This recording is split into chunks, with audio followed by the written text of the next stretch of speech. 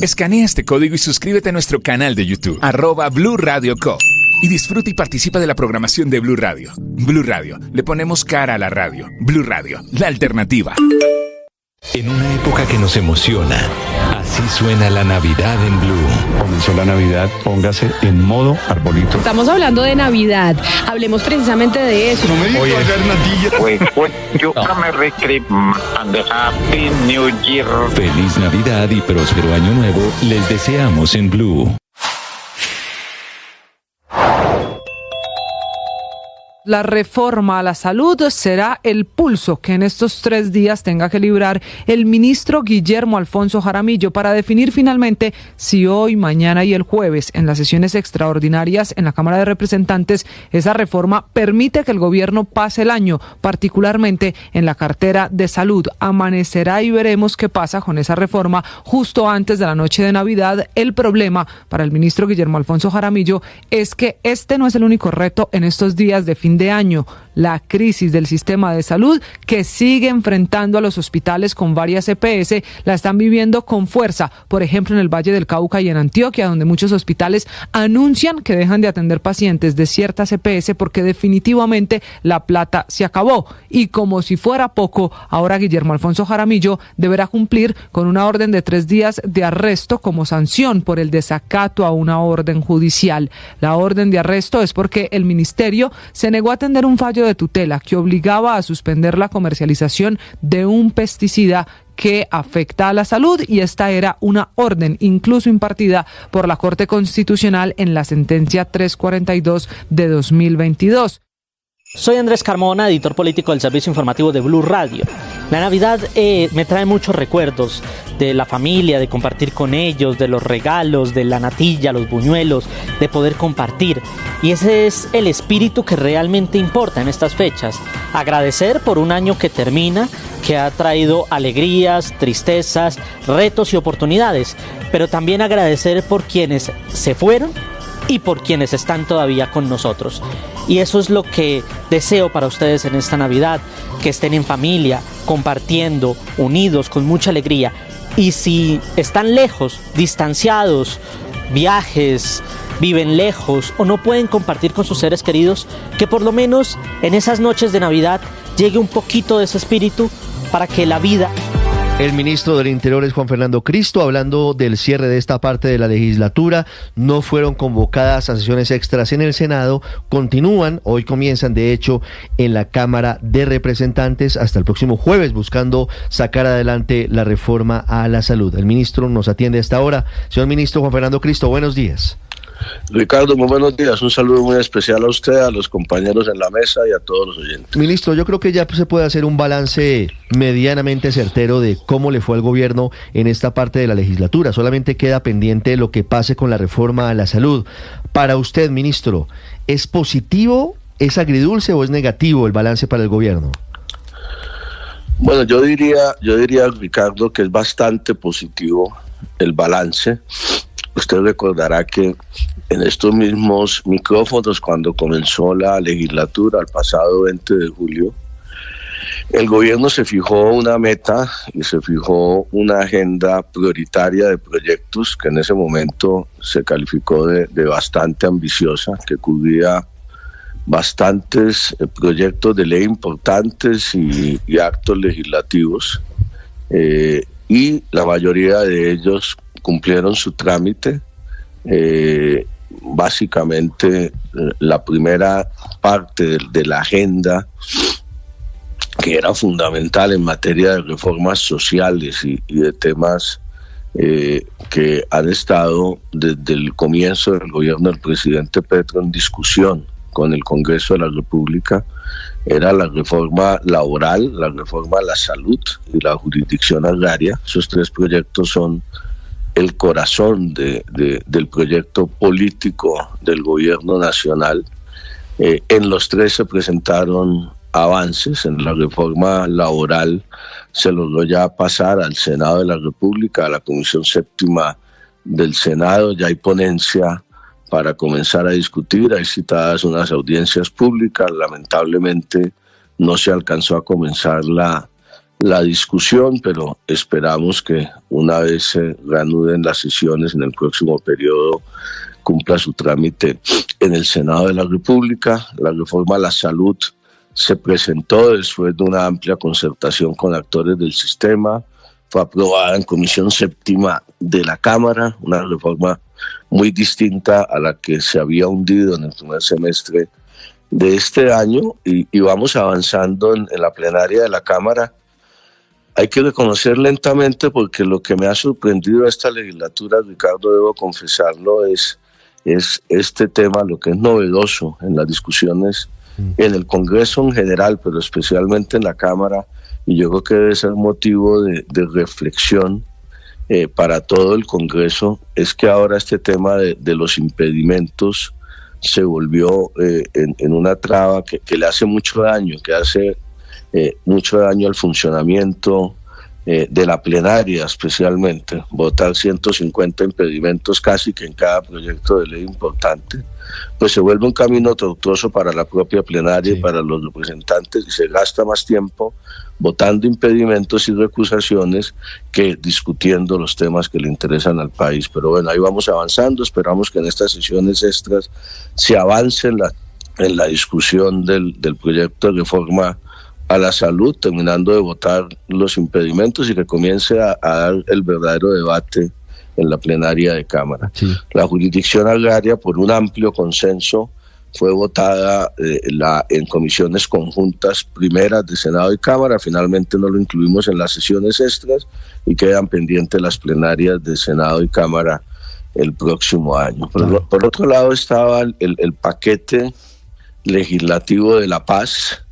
Se avanzó en el sistema general de participaciones, que tiene mucho que ver con la paz de Colombia, tal vez la reforma constitucional más importante que se haya aprobado en los últimos años, que tiene como propósito cerrar las brechas territoriales en el país. Se avanzó también en materia de paz en este tema de la jurisdicción agraria. Se le dio primer debate al proyecto de ley que amplía el instrumento de las zonas PEDER por 10 años más, también por un amplio consenso, y se aprobó el presupuesto bianual de regalías, se aprobó en Senado de la República, tanto en comisión primera como en plenaria, la reforma a la justicia.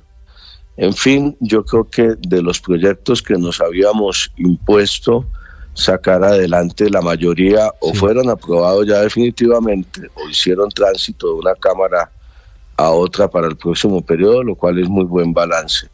Dos tropiezos tuvo la agenda, pues ya el conocido de la ley de financiamiento, y ayer lamentablemente la reforma política ni siquiera alcanzó a entrar a debate por un tema que, hay que decirlo con absoluta franqueza, un manejo de la mesa directiva del Senado. La reforma política estaba agendada desde el miércoles pasado, podía entrar a plenaria, no se agendó el miércoles, no se agendó el jueves, no hubo sesión el viernes, y ayer lunes la dejaron atrás en el orden del día, ministro, y no permitieron el debate de la mesa directiva. Lamentablemente es una lástima para el Congreso y para el país, porque es una nueva oportunidad perdida para reformar el sistema político, y se lanza un mensaje equivocado de que el Congreso de la República no tiene ningún interés en cambiar un sistema político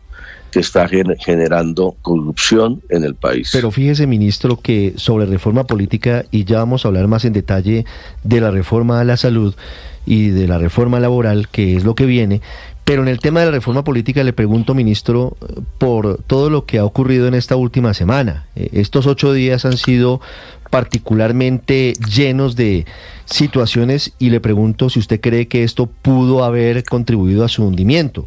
Por una parte, el discurso del presidente Gustavo Petro se radicaliza contra el Congreso, no solamente les dice malditos congresistas, sino que públicamente rompe relaciones con las comisiones terceras y cuartas del Congreso por el hundimiento de la ley de financiamiento. Pero además de eso pasa algo particular, y le pregunto por todo este contexto. Uno, el presidente Petro rompiendo relaciones y maldiciendo al Congreso. Y segundo, ¿no se enfrascó el Senado en un debate distinto promovido por una senadora del Pacto Histórico que llevó a que el Senado prácticamente estuviese abocado a servir de notario de lo que venía en la reforma política de Cámara de Representantes? ¿Al final no termina siendo culpa del propio pacto y del presidente Petro el hundimiento de la reforma política? No, para nada, Ricardo, pues le respeto su análisis, obviamente, pero el debate al que usted se refiere, la senadora del pacto, duró 1 hora. El proyecto de reforma política hubiera podido entrar el miércoles al Congreso, no lo se incluyó porque se hizo la sesión de la oposición, una decisión del presidente del Senado, que hubiera podido no programarse así. El jueves, en esa sesión que usted menciona, en lugar de poner el acto legislativo de reforma política, que era el único proyecto del gobierno además, Ricardo, todos los demás eran de iniciativa parlamentaria, lo cual obviamente es respetable. Se pone por allá en el 5º, 6º lugar de manera deliberada, ya viendo el tema retrospectivamente, para evitar su discusión. Vuelve y se cita el lunes y se pone de 8º, de 9º lugar. Es que ni siquiera se permitió el debate. Puede ser válida la discusión de que en la última sesión tocaba aprobar lo que hubiera sido el texto de Cámara, pero si se permite el debate, y hubiera sido importante que la plenaria del Senado mire, entre otras cosas, uno de los puntos, fíjese usted la paradoja, uno de los puntos que más preocupaba al presidente del Senado, que estaba abiertamente en contra de la reforma, era el del transfugismo de un partido a otro para las próximas elecciones, una posición válida y legítima. Pues resulta que ese punto no estaba en el texto de la Cámara, de este proyecto de reforma constitucional, se incluyó en la Comisión Primera del Senado. Luego, si se hubiera asumido el texto de Cámara, no hubiera quedado excluido ese punto del transfugismo. Y paradójicamente, la Cámara de Representantes, horas más tarde, su plenaria, adoptó el texto de Senado de un proyecto de reforma constitucional que tiene como eje central de esta reforma política aprobada en la Cámara, que pasa a segunda vuelta el próximo año. El tema central es el transfugismo. Claro, pero ministro, termino un segundito. Yo lamento realmente esa muerte por asfixia en el orden del día. Yo creo que eso es una costumbre que no se puede dar en las mesas directivas, manejar a su antojo y según su interés político la agenda y el orden del día. Yo creo que hay que decirlo con franqueza, el gobierno no tuvo garantías en la mesa directiva del Senado para el debate de la reforma política. Es evidente que no permitió el debate, que no permitió la discusión de un tema que es muy importante para el país y que además, Ricardo, el ministro del Interior se había comprometido una y otra vez en las comisiones, en los medios de comunicación, y era el compromiso que iba a reiterar en la plenaria del Senado, que cumplida la primera vuelta, además vamos a cumplir ese compromiso porque vamos a insistir en la reforma política. Si no, vamos a seguir en Colombia, si no reformamos el sistema político, de escándalo en escándalo, de corrupción en todos los gobiernos. La gente no ha entendido, muchos sectores del Congreso, que parte y la ciudadanía tenemos que hacer esa pedagogía, que la manera como se accede al poder en Colombia está generando que el costo de las campañas, que la fragmentación de los partidos, que la falta de una autoridad electoral independiente, que eran los 3 temas fundamentales que tocaba la reforma, están generando un sistema que produce cada determinado tiempo escándalos de corrupción como los que los colombianos hemos presenciado en la última década. Ministro, entonces vamos a cumplir el compromiso de que en enero vamos a convocar una cumbre de partidos. Pensábamos hacerlo entre primera y segunda vuelta, perdimos los 3 debates, para reflexionar con franqueza y seriedad si realmente hay interés en reformar el sistema político colombiano, o si por el contrario, Ricardo, y vuelvo y digo, eso es válido y legítimo, definitivamente los partidos le envían una señal clara a los colombianos que consideran que así como estamos hoy en el sistema político colombiano está funcionando bien. Sí, pero ministro, es una decisión política. Ministro, seguramente, pues obviamente le valgo su argumento, ministro, pero muy seguramente la inmensa mayoría de los partidos políticos que tienen asiento en el Congreso están de acuerdo en que debe reformarse la forma en la que se hace política en el país. En el No se equivoque. Ustedes mismos hacen. No, pero yo creo que sí. Hace unas semanas. Va mi pregunta a este punto, ministro. ¿No será que lo que está pasando es que el Congreso está acusando el golpe de los irrespetos del presidente de la República y el Congreso está diciendo, pues si el presidente rompe relaciones con nosotros, pues nosotros rompemos relaciones con él? Al final, esta no es una respuesta del Congreso que usted podrá considerar adecuada o no, de que el presidente les diga malditos, de que el presidente diga públicamente que no tiene nada que hablar con las comisiones terceras y cuartas, o cómo creía que debía responder el Congreso a semejante agresión del Ejecutivo. No es así, le voy a explicar por qué. Porque no hubo debate. Pero justamente, ministro, porque el presidente de la República les dijo malditos. ¿Usted con qué ambiente cree que podrían aprobar o discutir una iniciativa con ese ambiente? Pero perdóneme, a ver, está avanzando la reforma de salud en la Cámara, votaron ayer el transfugismo. La decisión fue de la mesa directiva, Ricardo, que no permitió el debate. Yo no voy a generalizar en las bancadas. Había mucho interés de muchas bancadas en entrar a la discusión de la reforma política y simple y sencillamente, y hay que decirlo así con franqueza, y bueno, eso es un episodio, se dobla la página y hay que seguir construyendo la agenda legislativa y tenemos mucha tarea por delante, no solamente en estas extras con la reforma de la salud en la Cámara, sino en el próximo periodo. Por eso vamos a cumplir las partidas, pero yo hubiera preferido, Ricardo, que el presidente del Senado se hubiera bajado de su posición de presidente a su curul y hubiera dado un debate político de cara al país, no solamente frente al contenido de la reforma, sino seguramente también frente a ese episodio que usted menciona de confrontación con el Ejecutivo, pero que no hubiera utilizado la mesa directiva del Senado, su presidencia, su dignidad, para evitar que si era un debate que es importante para el país. Sí, ministro, usted que lleva tantos años en la política, que además ha sido 2 veces ministro del Interior, ¿a usted le parece que lo correcto es el trato que el presidente de la República le está dando al Congreso cada vez que de una u otra forma rechazan una de las iniciativas del gobierno? Pues mire, Felipe, buenos días. Buenos días, ministro. Yo creo primero que la agenda del Congreso en este semestre avanzó bien, que el presidente de la República y el gobierno y el ministro del Interior han sido totalmente respetuosos de la independencia y de los criterios del Congreso. A mí me gusta un Congreso independiente, a mí me gusta un Congreso que debata. La jurisdicción agraria, por ejemplo, Felipe, en las comisiones conjuntas hicimos acuerdo y terminó votando un proyecto súper importante para el país, desde el Centro Democrático hasta el Pacto Histórico.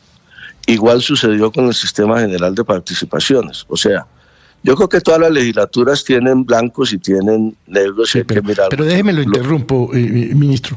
Pero usted realmente, en el fondo de su corazón, ¿sí cree firmemente que el presidente ha sido respetuoso? Y se lo digo porque es que yo lo he visto usted hace 35 años en la política y me ha sorprendido, se lo confieso, un poco la actitud suya, pues complaciente con los insultos que el presidente le hace al Congreso. Ya voy. El presidente tiene obviamente, pero yo me salgo del presidente para terminar. La idea vuelva al presidente, tenía, ministro. Y vuelvo allí. Pero es que el eje es el presidente, ministro. No, ustedes no pueden ahora resolver de manera simple y sencilla.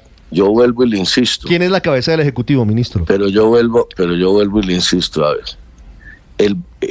Hemos venido construyendo una agenda con el Congreso de la República, una agenda positiva para el país. Hubo un episodio, que es el de la ley de financiamiento.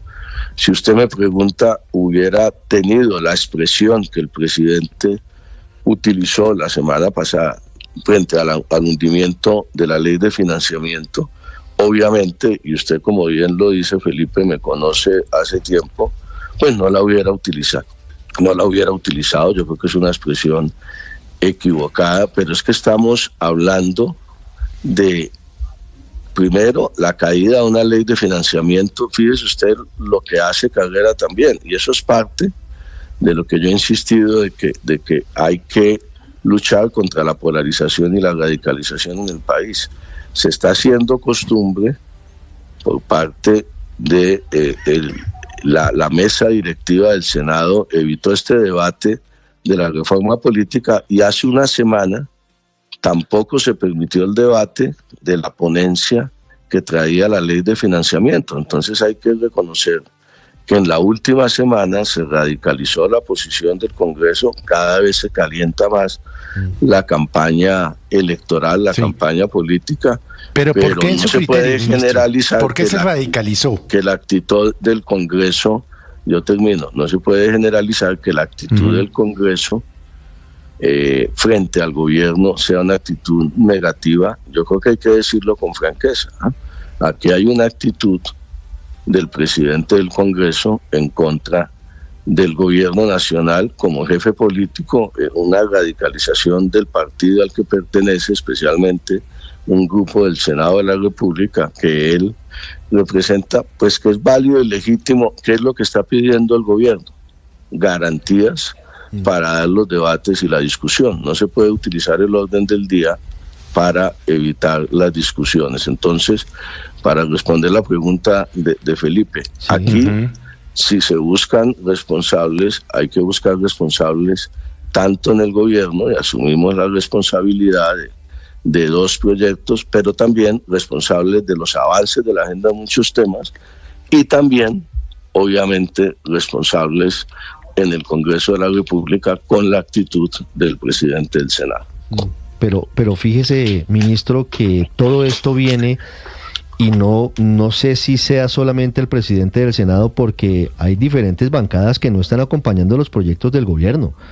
Estamos escuchando desde el Centro Democrático. La bancada de oposición, como es la bancada de oposición, como es natural. El Partido Liberal no es de oposición y ha votado en contra del gobierno en el Senado de la República, ministro. No. Pero claro, pero le digo... Pongamos esto en sus justos términos. Las comisiones económicas del Partido Liberal y el partido de la U, ayer sus mayorías estaban listos para comenzar el debate de la reforma política, pero bueno, ese ya es un episodio. Pero hundieron hay que mirar la reforma tributaria. Ricardo, los tengo que dejar porque tengo que ya comenzar el trabajo del día de hoy. Creo que eso también forma parte de su agenda, pero más temprano que el trabajo legislativo. Pero quiero hacerle una última pregunta, ministro, sobre lo que viene. Y hay dos reformas sobre la mesa. Una, la reforma a la salud, que usted dice tiene consensos, algo que no comparten las asociaciones médico-científicas, que han mandado varias cartas ayer y anteayer diciendo que esto debe discutirse con más calma y convocar nuevas mesas técnicas, porque lo que está discutiendo la Cámara en extras no le conviene al país. Y por otro lado, lo que está pasando con la reforma laboral, ministro. La reforma laboral tenía unos compromisos incluso del pacto histórico para adelantar unas audiencias públicas previas, y de manera sorpresiva ayer radican ponencia positiva con apenas 4 firmas del pacto histórico. Y le pregunto respetuosamente, y espero que me entienda la pregunta, ¿a qué está jugando el gobierno cuando hay unos consensos entre congresistas y luego radican ponencias? A ver, las dos respuestas. Primero, lo respondí ayer en la plenaria de la Cámara. Decir que no se vote de afán la reforma a la salud, francamente, es exótico, ¿no? Llevamos año y medio en discusión de la reforma a la salud. Lleva año y medio de la discusión en el país. Yo creo que es importante que el país ya tome decisiones. El lío es que el gobierno no ha escuchado a los médicos, a los pacientes y a las asociaciones. Lo dicen ellos. Pero si no me deja terminar, Ricardo, no, claro, es una glosa, una interpelación. Si no me deja terminar la idea ya.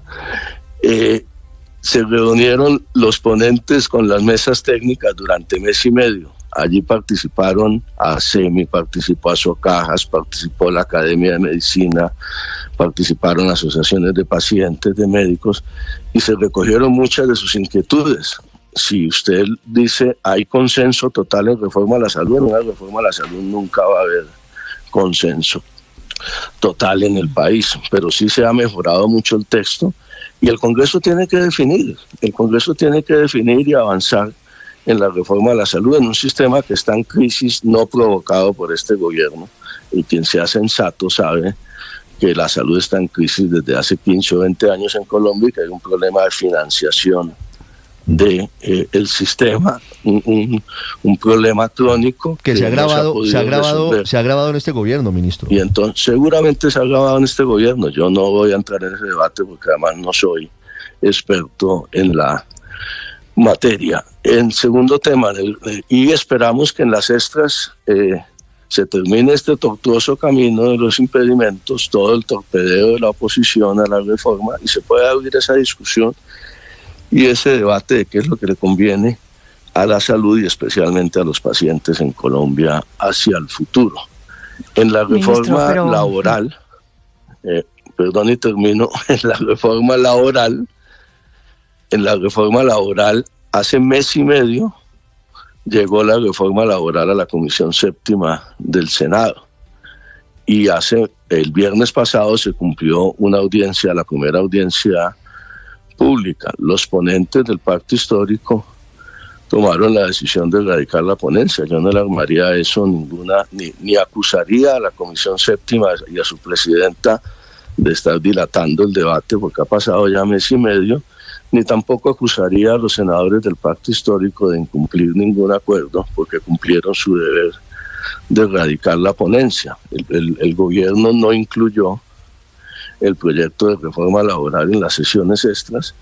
El gobierno, en la Cámara de Representantes, se hicieron grandes consensos de la reforma laboral, lo reconocen todos que se mejoró el texto de la reforma. Seguramente se podrá tener una discusión tranquila en el Senado de la República el próximo año y cada ponente o cada partido presentará su ponencia en su momento. La mesa directiva de la Comisión Séptima ordenará el debate. Esperamos se cumplan las audiencias previstas en enero y febrero del próximo año. Ha habido ya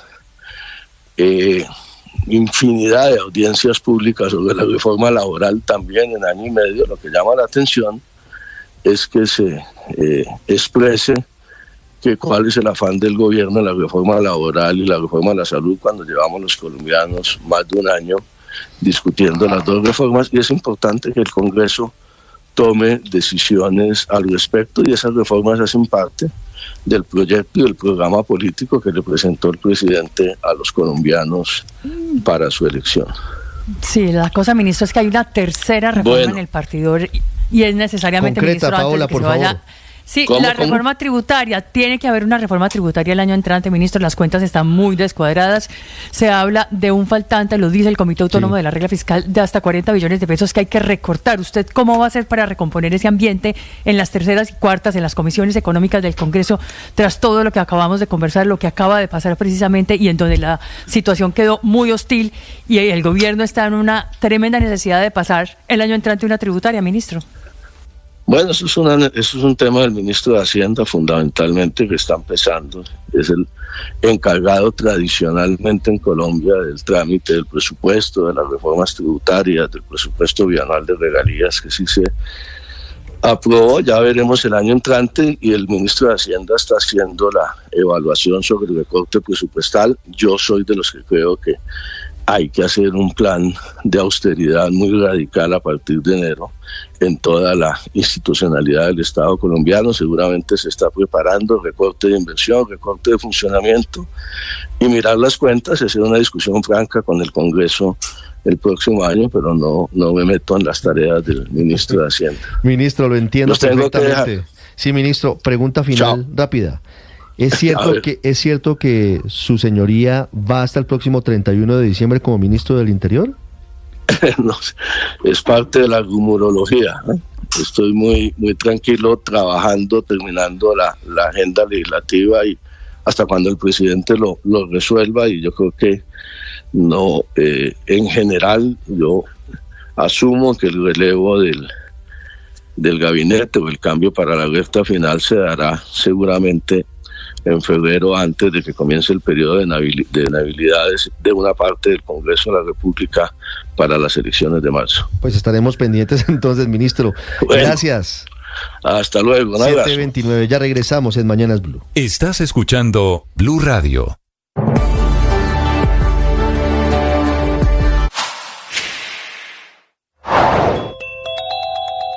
El gobierno tiene listo el aguinaldo de la disidencia de las FARC. El regalo llegará anticipadamente y en forma de decreto, ordenando la suspensión de operaciones militares en contra de la Coordinadora Guerrillera del Pacífico, que fue como se rebautizaron los antiguos integrantes de la Segunda Marquetalia de Iván Márquez. Es la respuesta del gobierno al ofrecimiento de ese grupo delincuencial de mantener el cese al fuego unilateral y no atacar ni a civiles ni policías o militares, y al compromiso de erradicar voluntariamente más de 2.000 hectáreas de cultivos ilícitos en los departamentos de Nariño y otras 1.000 en el departamento del Putumayo. Un pequeño empujón a la meta de erradicación de cultivos ilícitos que tiene que hacer el gobierno, que va muy colgado porque se fijó 10.000 hectáreas como meta y en julio de este año apenas llevaba erradicadas 2.278 hectáreas. La suspensión de las operaciones militares, como ya lo anunció el Alto Comisionado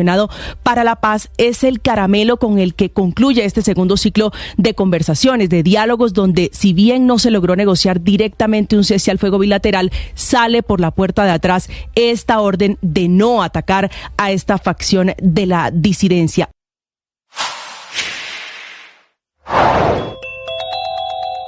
Desde hoy no habrá atención que no sea de urgencias para los afiliados de esta nueva EPS en 37 hospitales públicos de Antioquia. Y lo comunicó Ricardo, la Asociación de Hospitales Públicos de Antioquia, donde advierte que en las últimas horas se tomó esta decisión por la falta de pagos de la nueva EPS que no ha hecho a estos hospitales en el mes de diciembre. Hay que recordar que la EPS tiene cerca de 2 millones de personas afiliadas en el departamento, mismas que se verán perjudicadas por la suspensión de servicios como las consultas médicas, la entrega de medicamentos, la realización de laboratorios clínicos, entre otros. Preocupa que la mayoría de estos afiliados están en municipios del área.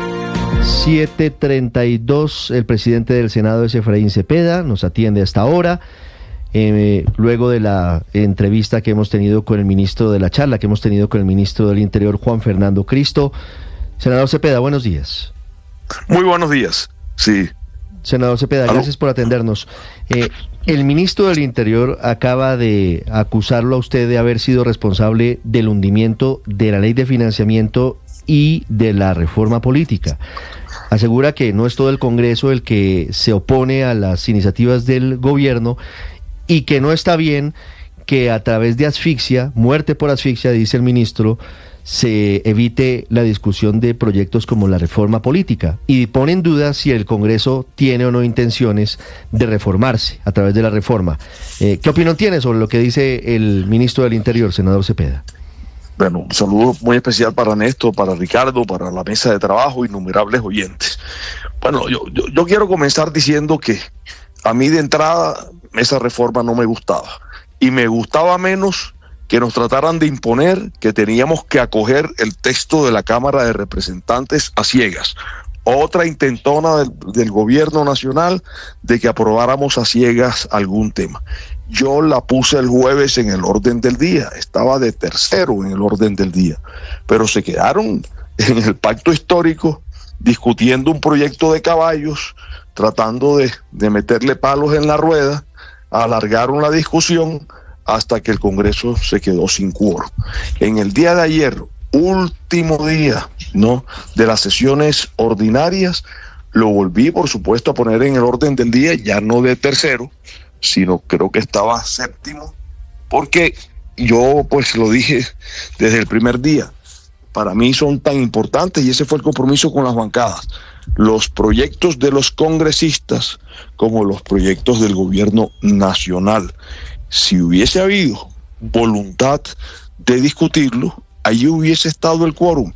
Yo me quedé hasta el final. Sin embargo, el quórum se fue rompiendo. Yo creo que porque la reforma no gustaba y las bancadas se fueron retirando poco a poco. De manera que ese fue, pues, crónica de la muerte anunciada. ¿Y qué era lo que sucedía? que porque era pues un acto legislativo, las conciliaciones no se pueden hacer en sesiones extras, y entonces había que acoger a ciegas lo que venía de la Cámara de Representantes. Por ejemplo, pues el tema del transfugismo. Personalmente y en la bancada del Senado del partido discutimos el tema del transfugismo y no estuvimos de acuerdo. A mí me parece que eso de estar dando volteretas todo el tiempo para cambio de partidos es de mal recibo. Creo que quien se afilia a un partido y se elige por un partido o está afiliado, pues debe estudiar primero cuáles son los principios del partido y mantener ahí la financiación estatal, por ejemplo. La financiación exclusivamente estatal me parece un horror, porque es la manera de asfixiar a los partidos, porque los gobiernos entonces toman la decisión a quién financiar y a quién no, y por asfixia también matan a partidos. Eso no me parece. Ese tema del gobierno nacional de excluir al sector privado de todo, de excluirlo para la inversión, y precisamente como los tratan mal al sector privado, el sector privado no viene, no invierte. La inversión cayó el año pasado 25%, este año también ha caído. El recaudo tributario entonces por ende se cayó.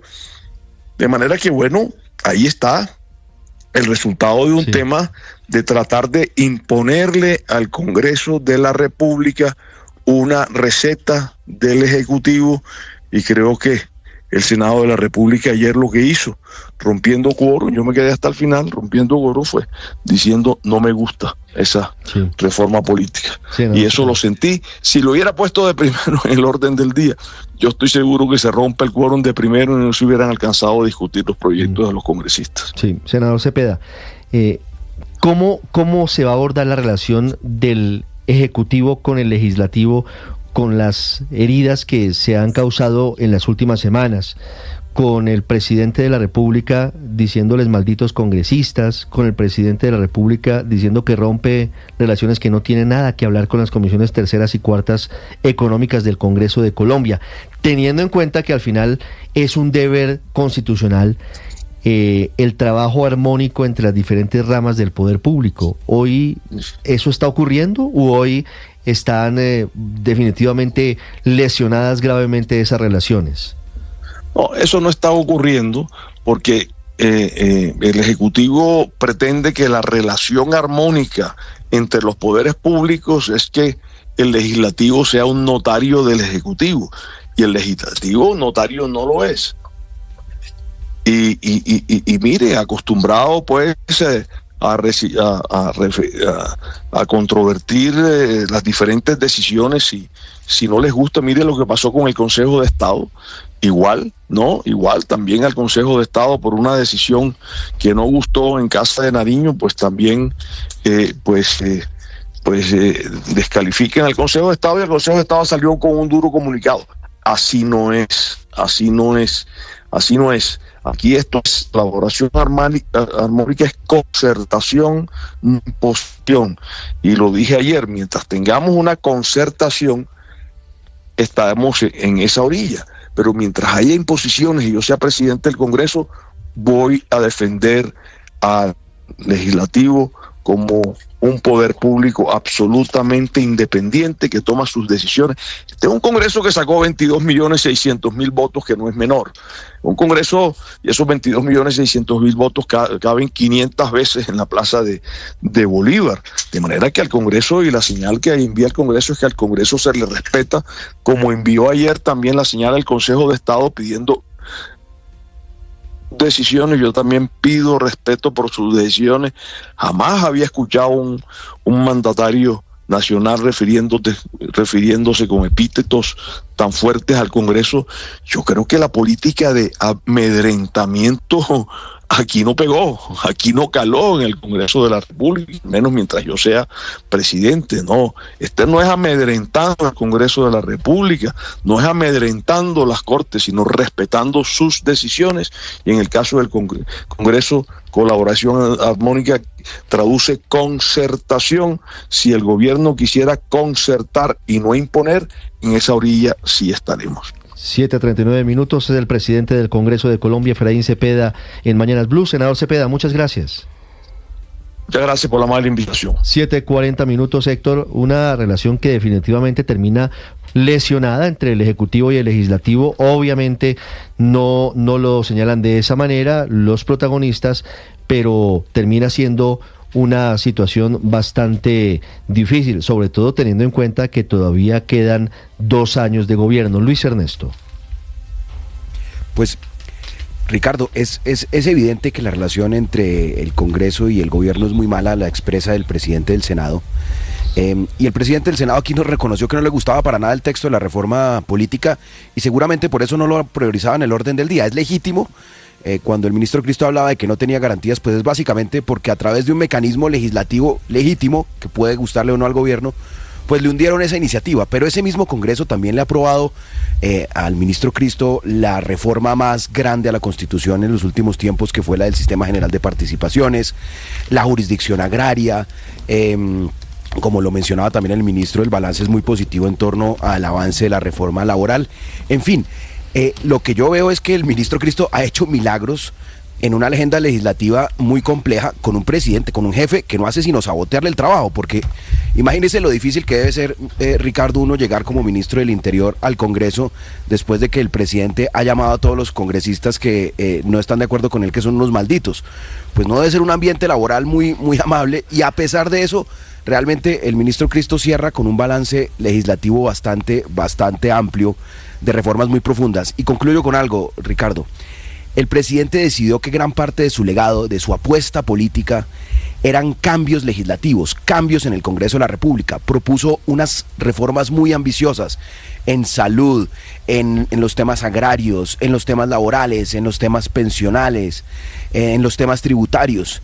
Y es absolutamente incomprensible que, teniendo una ambición tan grande, a la vez decida confrontar de la manera como confronta diariamente al Congreso. Es incompatible, es imposible sacar semejante paquete de reformas tan profundas y a la vez pelearse todos los días con el Congreso. El presidente tiene que escoger una cosa o la otra: o desiste de una gran agenda reformista en el Congreso de la República, o trabaja de la mano con el Congreso, respetando las diversidades, respetando a los Efraínes Cepedas del Congreso, que han estado ahí por décadas y de los cuales él fue compañero de trabajo, y que tienen también una posición muy distinta a la del gobierno. A estas alturas, Héctor, yo no estoy seguro de que el presidente Gustavo Petro quiera lograr consensos con el Congreso para sacar adelante sus reformas. La verdad es que la actitud del presidente está claro en contravía de eso. Entonces, el ministro del Interior termina actuando a pesar del presidente de la República. Claro que no quiere, Ricardo, pero además es que, pues, la verdad es que eso que llamamos sus reformas hoy son reformitas. Lo que queda de las reformas no son unas reformas profundas. Lo que queda de la reforma laboral, por ejemplo, son 2 o 3 cosas, que es pues el tema ese del recargo nocturno y del pago de los festivos de una manera adicional a lo que se hace hoy. Y pare de contar, la reforma laboral no es más, tiene una cosa que no formaba parte del proyecto original y que es su gran novedad a mi modo de ver, que es ese mecanismo de seguridad social que lograron convenir para lo que llaman los rapitenderos, pero eso no venía en el proyecto y obviamente eso no forma parte de la agenda del gobierno del presidente Petro. Y la reforma a la salud, pues tampoco es ya la que quiere el presidente, y seguramente ni siquiera es la que ya se necesita, porque hoy tenemos un sistema de salud que es distinto al que recibió el presidente Petro. Podemos tener todas las interpretaciones de quién es la culpa y tal, pero lo cierto es que hoy ya no es lo mismo de hace un par de años. Entonces, a mí me parece que el presidente Petro desistió del Congreso, sinceramente. En realidad tampoco tuvo demasiado interés. El presidente Petro tenía, además de esos 2 proyectos que yo mencioné, un par de proyectos más en la agenda que ambos los aprobó. una reforma tributaria que después quedó un poco a medias con las decisiones de la Corte Constitucional, y la reforma pensional, que tampoco era la de él, porque para decir la verdad, pues como lo dijo incluso la ministra un día en un debate, por mí acabarían los fondos privados de pensiones. La reforma de pensiones es la que proponía el candidato Fajardo.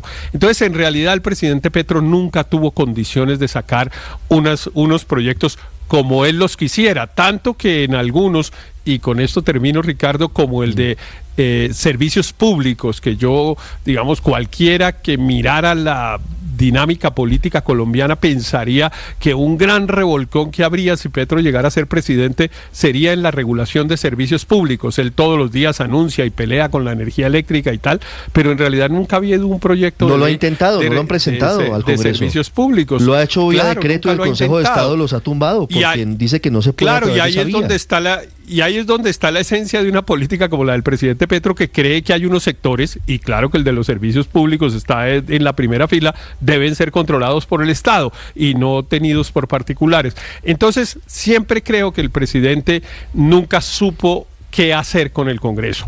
Primero, porque no tenía claro una agenda de reformas, y segundo, porque obviamente nunca logró tener el control. Y mi pregunta es si en Colombia vamos a tener que acostumbrarnos a un régimen como este, que es ese que llaman gobiernos divididos, que es un presidente sin mayoría en el Congreso, o el próximo gobierno va a volver al contubernio de 180 años en el que pues no había prácticamente división entre Ejecutivo y Congreso. Esa es realmente la gran pregunta de qué es lo que viene para la política colombiana en los próximos años. Sí. De todas maneras, no podemos, Ricardo, perder la perspectiva, y es que se acaba de aprobar la reforma económica más grande de este siglo, como es la reforma al Sistema General de Participaciones. Digamos, eso es mayúsculo y es mayoritario. Puede que se haya hundido la tributaria, que finalmente también iba a recoger 9 billones de pesos, poquita plata comparado con la reforma al Sistema General de Participaciones o de descentralización, que por lo demás equivale a 7 reformas tributarias. Entonces, a mí sí me parece que desde el punto de vista de las reformas económicas fue un éxito esta legislatura para el gobierno, independientemente de lo que haya pasado. Y también le quiero decir otra cosa. Pero Paola, yo en cambio discrepo, Paola. Un dato, Paola, yo le recuerdo que se hundió la ley de presupuesto, pero solamente un dato. Que se hundió la ley de financiamiento. María Consuelo, la reforma del Sistema General de Participaciones no es un proyecto de iniciativa gubernamental. El gobierno no, se pero subió al bus impulsó el gobierno, lo impulsó Cristo. Lo impulsó Cristo. Puede que no sea el padre de la criatura como tal, pero que lo impulsó el ministro Cristo. Pero claro que lo impulsó el ministro Cristo. Es más, si renuncia ahorita y si le da por lanzarse a la presidencia, en eso para la campaña. Gracias a eso, precisamente, porque tiene todo el apoyo de los gobernadores y de los alcaldes y un montón de municipios del país, de gente que lo va a respaldar, y él se montó sobre ese caballo y ese caballo fue el que aprobado le va a favorecer a él. Entonces yo sí creo que desde ese punto de vista estamos hablando de algo masivo. Pero también le quiero decir otra cosa. Llevo miles de años cubriendo reformas tributarias, y esta es la primera reforma tributaria que en serio pensamos que iba a poder pasar sin mermelada. Pues yo en cambio discrepo. Yo creo que a mí sí me aterra el negacionismo del ministro del Interior. A ver, hagamos cuentas. Primero, ¿qué se cayó? No, la ley de presupuesto. Por primera vez en la historia reciente de Colombia no se aprueba un presupuesto en el Congreso. Sí. Y les tocó aprobarlo por decreto. Después, porque el gobierno no quiso modificar el monto. Después la ley de financiamiento o reforma tributaria también se cayó, totalmente hundida. Y ahora la reforma política. Entonces, decir él que todo es un jardín de rosas y que todo está pasando divinamente, pues me parece que por lo menos debería reconocer que el balance es agridulce, porque además la reforma al Sistema General de Participaciones fue una iniciativa parlamentaria en la que el ministro Cristo, muy hábil políticamente para su beneficio personal y para que se vuelva su bandera política en una eventual campaña presidencial, la adoptó, pero recordemos que eso requería 8 debates. Y creo que que no reconocer que la independencia del Congreso es positiva, pero que es consecuencia del acorralamiento de insultos y de irrespetos del presidente, también es una torpeza por parte de él. Yo entiendo que él tenga que congraciarse con su jefe para un eventual explicarlo, y para una eventual campaña dice presidencial. Que no lo hubiera hecho. Él diplomáticamente dice yo no estoy de acuerdo con las afirmaciones. Pero no fue lo suficientemente autocrítico como gobierno de que no es a los trancazos que el Congreso le acepta a uno o le aprueba a uno los proyectos y las reformas. Yo sinceramente creo que fue muy tímido en reconocer esa equivocación del presidente, porque además ha sido absolutamente evidente que el presidente no ha hecho sino insultar e irrespetar a las distintas ramas del poder, incluyendo al Congreso. Pero no podía decirlo tampoco de frente, lo dijo de una manera, digamos, no elegante, el decir, mire, aquí hay tanta culpa del gobierno como culpa del Congreso, pero no iba a decir, es que Petro es un bárbaro. No, pero además, mire lo que dijo Andrés. No hubiera utilizado la expresión de Petro contra el Congreso, fue equivocada. No, lo dice. Después de que usted le preguntó seamos realistas, o sea, pretender, María Consuelo, que un ministro del Interior salga en radio en la mañana a arremeter contra el presidente de la República, pues eso no tiene sentido. Obviamente usa una expresión diplomática. Lo que pasa es que para este ministro, como será para quien quiera que lo reemplace, es muy difícil ser ministro del Interior de un presidente como Gustavo Petro. Y esa paradoja por la que se preguntaban ahora, por ejemplo, Luis Ernesto, Héctor, de la situación del presidente frente al Congreso, yo creo que solo tiene una explicación en retrospectiva, Ricardo. Y es que el presidente llegó al poder pensando que él de alguna manera iba como a arrodillar o a doblegar al Congreso mediante una gran exhibición de capital político con grandes movilizaciones sociales y populares que iban a salir a las calles, a los campos, a las carreteras, a las universidades de todas partes en amplio respaldo de su gobierno y sus reformas, y eso a pesar de que lo intentó varias veces no sucedió espontáneamente, ni siquiera sucedió cuando le pusieron la logística, los buses y todo. Entonces el presidente está descolocado, él no sabe qué hacer frente al Congreso, porque lo que él esperaba del Congreso era simplemente que le aprobaran sus reformas sobre ese supuesto de que tenían una gran base de apoyo popular. Y si uno quisiera, Ricardo, para terminar, ver otro balance del ministro Cristo, vaya, pregúnteles a la gente del Pacto Histórico lo que está diciendo por ahí en los pasillos y en las conversaciones. No lo quieren. Y es que lo que están diciendo es que el ministro Cristo trabajó para él, pero no para los proyectos del gobierno, para su proyecto de corazón, que era la reforma al Sistema General de Participaciones, una reforma muy, muy importante que hay que enfatizar de nuevo, no era de iniciativa del gobierno, el gobierno se subió en el sexto debate. Se subió en el sexto debate y lo va a usar el ministro Cristo para su campaña presidencial, que es lo único que tiene para mostrar además. Y por eso están diciendo que él trabajó para él y no para el gobierno. Daniel, mire, me dicen personas que tienen asiento en el Congreso, congresistas, que sobre la reforma de la salud no hubo tal consenso del que habló el ministro. La reforma de la salud está en pleno desarrollo porque se va a discutir en extras. No hubo audiencias, Ricardo, ¿y ahí? No hubo, por ejemplo, no escucharon a los congresistas que tenían reformas, proyectos acumulados. No pudieron sentarse ni con el ministro Cristo ni con el ministro Guillermo Alfonso Jaramillo. Las asociaciones médicas y científicas están pidiendo que se posponga el debate para las sesiones ordinarias. Así que el consenso del que habla el ministro Cristo no pareciera que ocurrió en la práctica, Daniel. Y déjeme echar para atrás con esa misma reforma, pero hace un año, año y medio. No se nos puede olvidar que el Congreso inicialmente estaba dispuesto a debatir la reforma a la salud, y se hacían acuerdos de qué artículos se cambiaban, qué énfasis se cambiaba, y llegaba no este ministro que lo vuelve a hacer, sino la anterior ministra Corcho, a decir, sí, listo, cambiamos estos artículos, la presentamos así como convinimos en estas mesas con los partidos, y cuando la volvía a presentar, los artículos intactos sin hacer los cambios que había convenido con las diferentes bancadas.